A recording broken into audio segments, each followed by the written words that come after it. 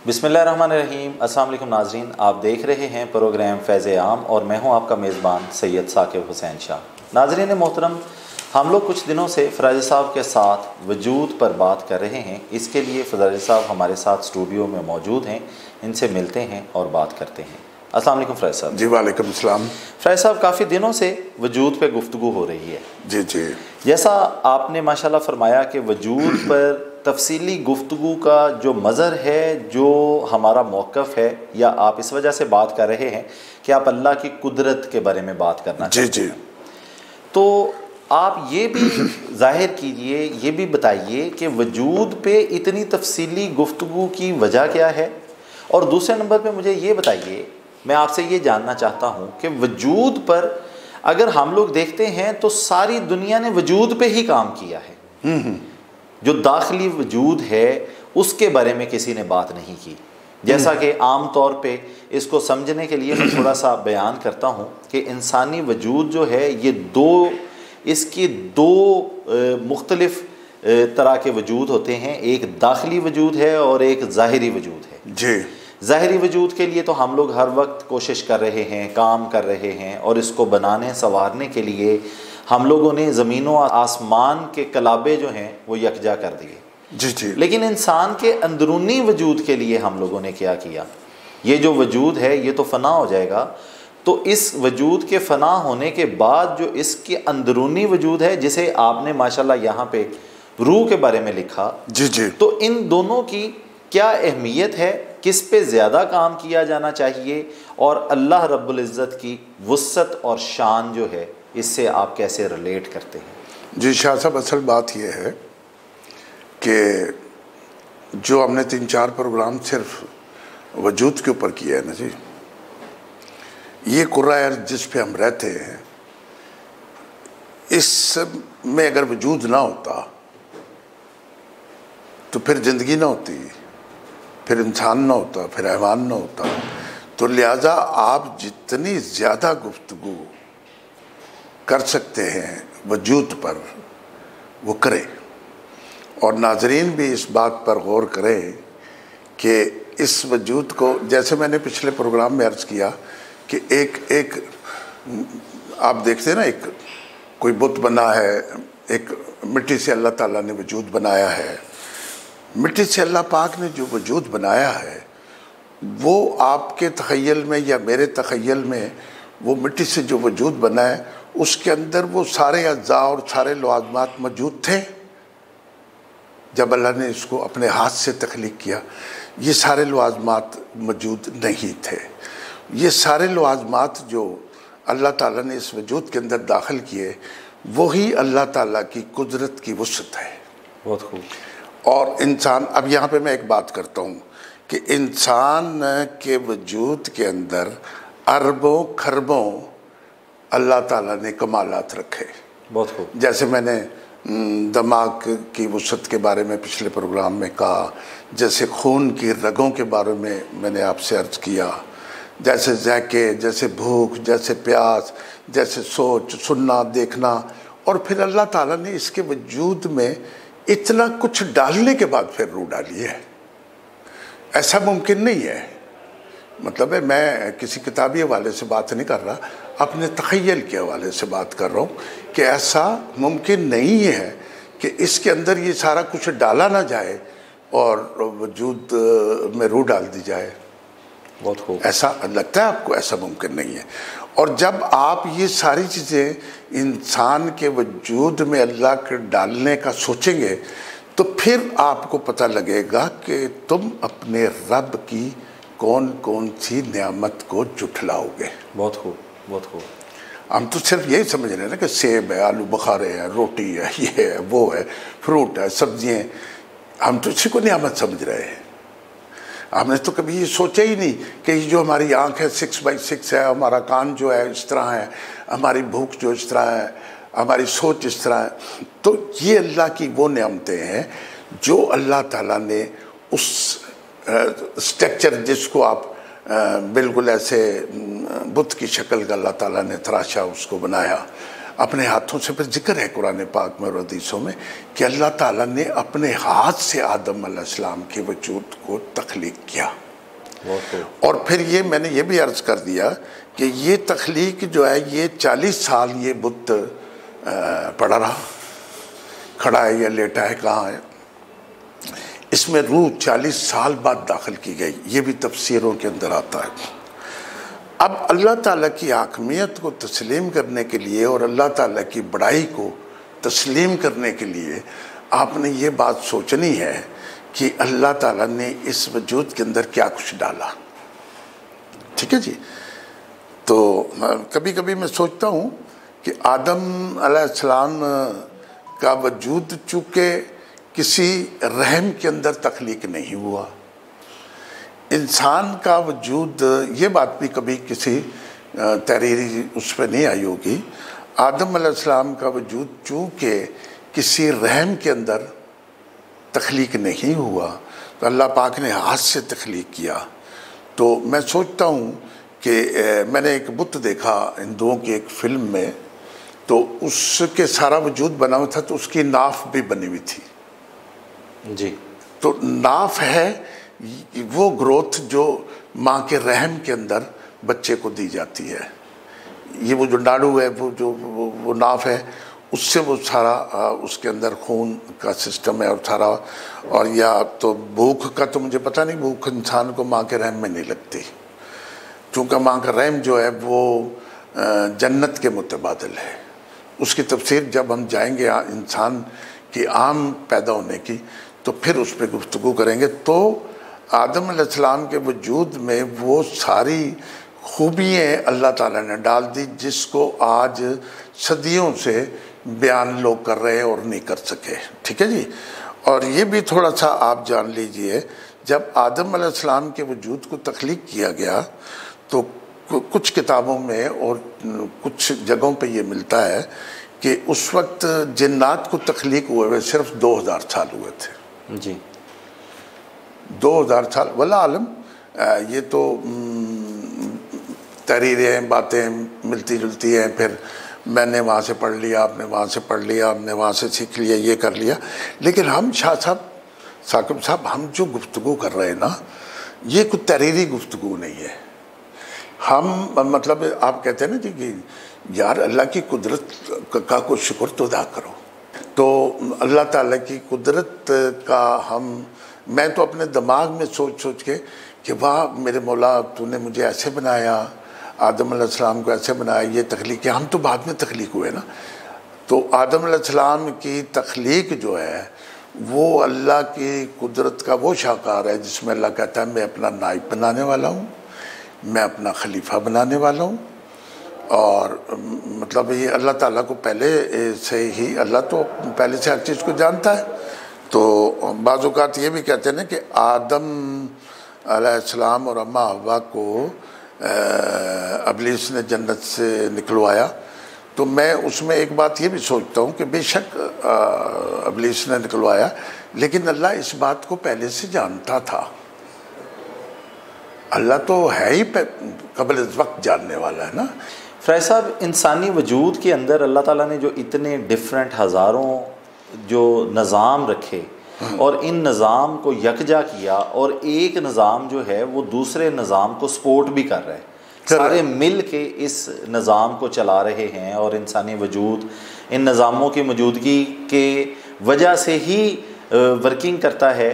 तो आप क्या समझते हैं कि इंसानी दिमाग जो है, ये सुप्रीमेसी जो है वो सारी इंसानी दिमाग के पास है, सुपर पावर इंसानी दिमाग है या इंसानी दिल है? ये बड़ा अच्छा सवाल है। ये रूह पढ़ने के बाद मैं आपको बताऊंगा। इंसानी दिल जो है ना शाह साहब, इंसानी दिल जो है ये इंसान की रूह है। बहुत खूब। आप कहते, अल्लाह पाक कहता है ना कि मैं जानता हूँ उन बातों को जो तुम जाहिर करते हो और जो तुम अपने दिलों में छुपा के रखते हो। दिल से मुराद है रूह, और रूह जो है वो दिल में है, दिमाग में नहीं है। इस हिसाब से जिंदगी दिल में है और दिल कंट्रोल कर रहा है दिमाग को।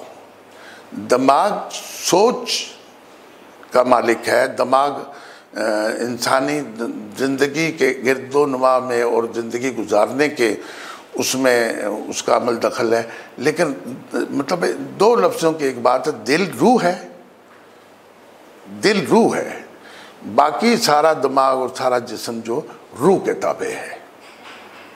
इंसानी वजूद में जी, आप फरमा रहे हैं कि इंसानी वजूद के अंदर रूह भी मौजूद है। जी जी। और इंसानी वजूद जो है वो जिंदा उस वक्त होता है जबकि इसके अंदर रूह शामिल कर दी जाती है। जी जी।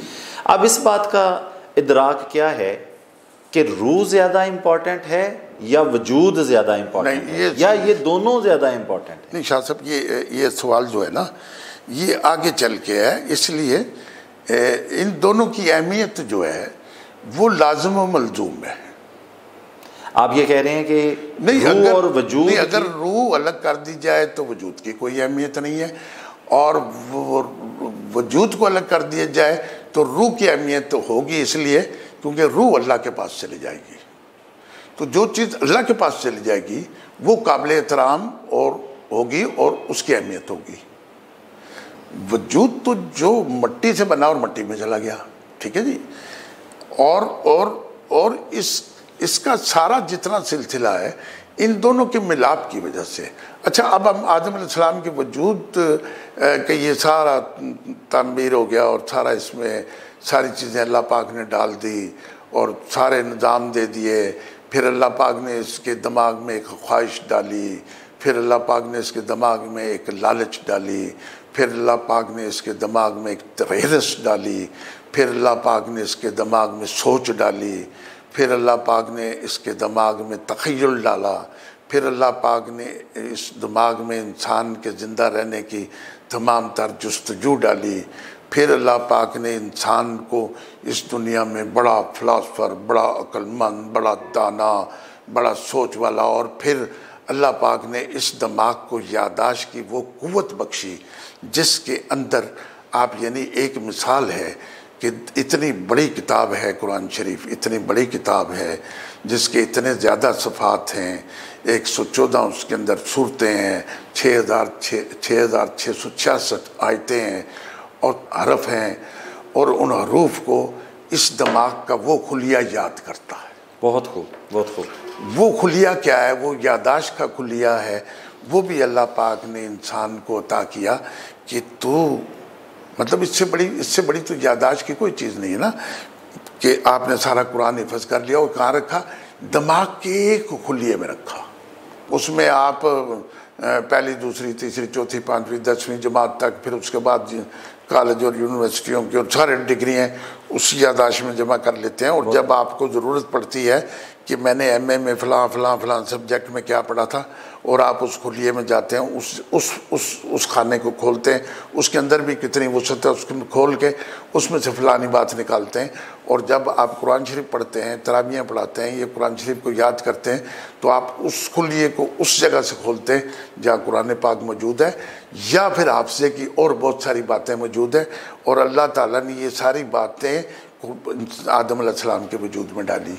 बहुत खूब, बहुत खूब। आदम अलैहिस्सलाम के वजूद में फिर ख्वाहिश। ऐसा मैं एक एनाटॉमी की बुक पढ़ रहा था, वहाँ पे मैंने बाईपास के बारे में, ये जो दिल की सर्जरी होती है, इसके बारे में पढ़ा। तो मेरे इल्म में ये बात आई कि कोई इसे अगर हम लोग बाईपास को ट्रेस करते हैं तो ये 17वीं सदी में जाके कहीं हमें नज़र आता है कि जो पहला बाईपास जो है वो डॉक्टरों ने परफॉर्म किया। 17वीं सदी में। जी जी।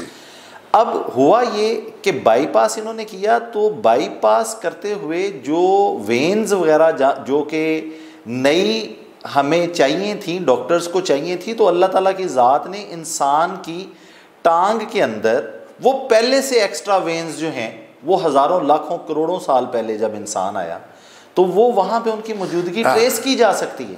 ये मतलब ये भी अल्लाह ताला के इल्म के बारे में हम बात करते हुए कह सकते हैं कि हज़ारों लाखों साल पहले इस चीज़ का इल्म, अल्लाह की शान और अल्लाह की ताकत के अंदर ये बात मौजूद थी कि इंसान की इस तरह बाईपास की सर्जरी होगी और उसमें ये वेन्स चाहिए होंगे, और वो वेन्स भी इंसानी बॉडी के अंदर जी जी। इसी तरह बिल्कुल सेम बात यही है। फिर आप वहीं चले जाए, फिर आदम अलैहिस्सलाम के वजूद में चले जाए, फिर ये ये जो वेन जो आप यहाँ से काट के निकाल के उधर डालते हैं, ये भी अल्लाह ताला ने पहले वजूद में बनाई और फिर रूह डाली। बहुत खूब। और इस किस्म की हज़ारों चीज़ें मौजूद हैं। इसमें बहुत सारी चीज़ें जिस्म के अंदर ऐसी मौजूद हैं कि जब एक फेल हो जाती है तो दूसरी काम करती है। और आपको पता है ये जो किडनी ट्रांसप्लांट होती है, ये दोनों की किडनी निकाली नहीं जाती, गुर्दे बीच में रहते हैं, इन दोनों को डेड कर दिया जाता है। एक जो इसकी स्क्रीनिंग करना जो सिस्टम है, वो एक नया गुर्दा किसी का जो डोनर देता है या डोनेट करता है वो लगा दिया जाता है। उससे फिर कहते हैं कि दोनों किडनीज के दरमियान में वहाँ पे स्पेस, मतलब कोई स्पेस मौजूद है कि जो किडनी है वहाँ पे ट्रांसप्लांट जो की जा सकती। और ये भी उस खालिक ने आदम अलैहिस्सलाम के बुत बनाते वक्त सोची होगी। और लाखों करोड़ों चीज़ें हैं जो ऐसी जो ना हमने सुनी कभी, ना आपने सुनी, ना लोगों की समझ में आई। तो अल्लाह ताला ने ये सारा कुछ करने के बाद। अच्छा, मेरी एक डॉक्टर साहब से बात हो रही थी तो वो जिगर के बारे में बात करते हुए ये फरमा रहे थे कि इंसानी जिस्म का ये वो अज़ा है कि जब इसको रिमूव कर दिया जाता है तो ये दोबारा से क्रिएट हो जाता है, ऑटोमेटिकली जनरेट कर जाता है। अच्छा, ये भी बड़ी खूबसूरत बात है शाह साहब। एक बात आप ये भी देखें, ये जो जिस्म अल्लाह ताला ने बनाया ना आदम अलैहिस्सलाम का, ये रिपेयरेबल है। क्या बात है, बहुत खूब। ये रिपेयरेबल है कि यहाँ से मेरा छुरी से कट लगता है और फिर ऐसे से ये रिपेयर हो जाता है। और ये बाईपास ऑपरेशन होता है, छाती चीर पाड़ दी जाती है, खोल दी जाती है, फिर ये रिपेयर हो जाती है। और फिर इस जिस्म के अंदर तमाम तर चीज़ें जो हैं वो रिपेयर होती हैं। अब ये रिपेयर कैसे होती हैं? ये होती हैं रूह की बदौलत, वरना जिस्म में कोई ऐसी क्वालिटी नहीं कि ये रिपेयर हो जाए। जिस्म में से जब रूह निकल जाती है और कब्र के अंदर, फिर जिस्म में रिपेयरिंग का कोई सिस्टम बाकी नहीं रहता, फिर ये ख़त्म होने की तरफ जाता है, ये मेल्ट होता है, तबाह हो जाता है, फना हो जाता है। गोया रूह के पास ही वो ताकत थी जो इसको रिपेयर करती है। ठीक है जी, जिगर भी उसी में आ गया। दुनिया की जितनी इंसानी अज़ाएँ सब उसी में आ गया। तो अब हम उस मकाम पर पहुंचते हैं जब अल्लाह ताला ने फरिश्तों से कहा कि अब मैं इसमें रूह डालूँगा। बहुत खूब। अब मैं इसमें रूह डालूँगा। और अल्लाह ताला ने कहा कि जब मैं इसमें रूह डाल दूँगा तो फरिश्तों से कहा कि तुम इस आदम को तज़ीम का सजदा करना, जैसे हम पहले भी जिक्र कर चुके। और मुझे ये लगता है कि और जो जिन्नात है वहाँ पर तो शहादत नहीं मिलती कि मौजूद थे, लेकिन चूँकि इब्लीस बड़ा करैक्टर था, इब्लीस को भी सजदे का कहा गया, वरना अज़ाज़ील कहते हैं इब्लीस को, नाम उसका अज़ाज़ील है। तो वो अज़ाज़ील को भी कहा गया और वो भी इस वजूद को देखता रहा और फरिश्ते भी देखते रहे। तो बाकी जिन्नात का तो जिक्र नहीं है, लेकिन जिन्नात की तादाद इंसानों से दुगनी थी और जिन्नात की से दुगनी तादाद फरिश्तों की थी और है। और जिन्नात को मौत है, जिन्नात के हमारी तरह हिसाब किताब है। तो ये इब्लीस भी उधर ही था। फिर अल्लाह ताला ने ये सारी बातें बताई कि भाई तुम इसको तज़ीम का सजदा करना और इसमें मैं रूह डालने वाला हूँ, मैं अपनी रूह फूकूँगा। अपनी लफ्ज़ अपनी पे गौर है, और मैं फिर अपनी रूह फेंक। अल्लाह ताला ने आदम अलैहिस्सलाम के वजूद में अपनी रूह फूंक दी। अब ज़रा इस बात पर गौर करें उस रब्बुल इज़्ज़त की ताकत और पावर और कुदरत का कि अल्लाह ताला ने अपनी रूह फूंकी उस बुत में जो अपने हाथ से बनाया, और वो रूह फूंक दी उसने। तो फिर तुम अपने रब की कौन कौन सी नेमत को झुठलाओगे। बहुत खूब। ठीक है जी, वो रूह फूंक दी और वो जिंदा हो गए। अब जिंदा हो गए तो इसी प्रोग्राम के इख्तिताम तक हम इस नतीजे पर पहुंचते हैं कि आदम अलैहिस्सलाम जिंदा हो गए और आदम अलैहिस्सलाम को ज़िंदगी के शऊर से मुतल्लिक समझ आने लग गई। अभी वो जन्नत से बाहर है, अभी वो जन्नत से बाहर है, अभी वो तन्हा है, अब ये स्टेप बाय स्टेप अल्लाह ताला अपनी कुदरत के कमाल दिखाता जाएगा। तो पता नहीं कितना अरसा सोते थे, कितना अरसा जागते थे, कितना बड़ा वजूद था, कितनी लंबाई थी, कितनी चौड़ाई थी। बहरहाल फरिश्ते देखते थे, फरिश्ते देखते थे तो इब्लीस भी देखता था। चूँकि ये हुक्म तो आ चुका था कि तज़ीम का सजदा करना है, लेकिन अभी ये सादर नहीं हुआ। ठीक है जी। अब ये सोते थे तो फिर आदम अलैहिस्सलाम को नींद भी आती थी, सो जाते थे। तो एक रात ये सो गए, दिन रात था, उस अर्शे महल्ला पर भी दिन रात होगा जी। अच्छा, अब वो कैसे होगा ये तो फिर अल्लाह ही जानता है, क्योंकि ये जो पहला आसमान है ये सूरज तो इसके अंदर गर्दिश कर रहा है ना जी, इसकी रोशनी वहाँ तक नहीं जा सकती, ये इस अंडे के अंदर है, इसकी भी बाद में गुफ्तगू होगी। बहुत खूब। ठीक है ना जी, इस अंडे के अंदर है, इस खोल, इस कायनात की वुसअत इतनी है एक ये अभी एक आसमान के अंदर ये सारा एक आसमान के अंदर कई सारा चर्चा है। इसी में सूरज है, इसी में चांद है, मरीख है, ये है, वो है, फलां है, ये सारा इस एक अंडे के अंदर कई चक्कर है। इसी का अरबों मील की मुसाफत है। अभी ये तो चल रहा है सिलसिला। अब रूह डाल दी गई, तो रूह डालने के बाद सारा कुछ इसमें डाल दिया गया, पहले से भी डाला गया और फिर खैर व शर भी डाला गया। इसी वजूद के अंदर खैर व शर डाला गया, रूह को भी डाल दिया और खैर व शर को भी डाल दिया और जिंदगी कायम कर दी, और जिंदगी कायम कर दी। बहुत खूब। जिंदगी कायम कर दी और फिर खैर व शर के अंदर ही ये सारे लवाजमात हैं। यानी खैर के अंदर नेकी है, भलाई है, इबादत है, एहतराम है, इखलाक है, सारी चीज़ें इसके अंदर है खैर के। और शर के अंदर तमाम तर बुराइयाँ, इंक्लूड शिर्क, इंक्लूड शैतान, इंक्लूड जितनी भी बुराइयाँ हैं वो शर के अंदर हैं। अब शर की जो तफसील है और खैर की जो तफसील है, यही कायनात है। अब वो सो गए, आदम अलैहिस्सलाम सो गए, नींद जब उठे, नींद से बेदार हुए तो उन्होंने महसूस किया कि मेरे करीब कोई बैठा है, मेरे करीब कोई बैठा है।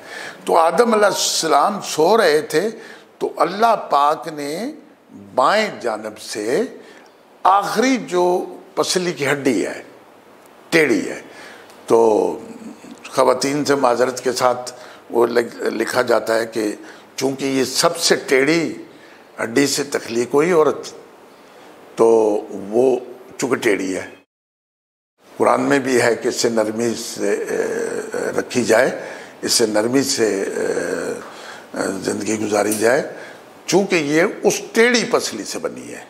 इनको आदम अलैहिस्सलाम के बाएं जानब से टेढ़ी पसली से गोश्त तख्लीक किया गया, तख्लीक किया। वो तो खालिक है ना जी, बहुत खूब, बहुत वो तो खालिक है। वो उसने क्या क्या नहीं तख्लीक किया, क्या बात, क्या बात, उसने क्या क्या नहीं तख्लीक किया भाई। वो हज़रत नूह अलैहिस्सलाम से पूछा गया, 950 साल की उम्र थी कि जब इज़राइल करीब आए कि भाई मौत का वक्त आ रहा है, तो उन्होंने सवाल किया, आपने दुनिया के सारे फल खाए हैं? कहने लगे नहीं। दुनिया के सारे अनाज खाए? कहते नहीं। सारी दुनिया देखी? कहते नहीं। तो 950 साल में उस वक्त के फल, आज तो एक माल्टे की किस्म के 100 माल्टे हैं, आज तो हर फल की 100 इकसाम है, तो 500 इकसाम खाली आलू की हैं। ठीक है ना जी। तो उस वक्त उन्होंने कहा नहीं मैंने सब कुछ नहीं खाया। तो अल्लाह पाक ने अम्मा हवा को बना दिया, और जब अम्मा हवा को जब आदम अलैहिस्सलाम ने बैठे हुए देखा तो उन्होंने पूछा कि तुम कौन हो या आप कौन है? उसने कहा मैं औरत हूँ। तुम कहाँ से आई? कहती मुझे अल्लाह ने बनाया। ठीक है जी। और फिर एक खूबसूरत फिक्रा है इसके अंदर, खूबसूरत फिक्रा है इसके अंदर कि औरत को बनाया गया, अम्मा हवा को बनाया गया आदम अलैहिस्सलाम की तस्कीन के लिए, तस्कीन महसूस करें। अब हम दूसरी तरफ अगर थोड़ी देर आ जाते हैं कि औरत मर्द की तस्कीन है, मर्द औरत की तस्कीन है, और यही वजह है, यही दोनों की तस्कीन की वजह है इस कायनात की नशोनुमा और ग्रोथ। अल्लाह पाक ने इस दुनिया में हर फल, हर सब्ज़ी, हर चीज़ को शाह साहब ऐसे बनाया कि उसी में उसकी नशोनुमा रख दी। मतलब हर जो पौधा भी है ना, उसने अल्लाह ताला ने उसमें ही उसका बीज रख दिया। तो अम्मा हवा बन गई। अब चूँकि इस प्रोग्राम में हम इसको यहाँ पे इख्तिताम करेंगे, अम्मा हवा और आदम अलैहिस्सलाम को अल्लाह पाक ने हुक्म फरमाया कि तुम जन्नत में इधर चले जाओ, इधर रहो। अब भेजने के बाद अल्लाह ताला ने कहा कि तुम यहाँ रिहाइश रखोगे, तुम रहोगे, ठीक है ना, ठीक है, यहाँ कोई कानूनी बाजी नहीं है, तुम्हारी जन्नत है सारी, है, तुमने इसमें रहना, मगर तुमने यहाँ से सब कुछ खाना पीना, जो कुछ करना, ठीक है। अभी वो बराना थे, अभी उनके लिबास नहीं था जो पढ़ने से महसूस होता है। इस दरख्त के करीब नहीं जाना। अब अल्लाह का दरख्त था, गंदम का दरख्त था, किसका? अल्लाह का हुक्म है कि इसके करीब नहीं जाना। उस पर हम अगले प्रोग्राम से फिर गुफ्तगू करेंगे कि उस दरख्त के करीब जाने से आदम अलैहिस्सलाम और अम्मा हव्वा के वजूद में क्या तब्दीलियाँ रूनुमा हुई।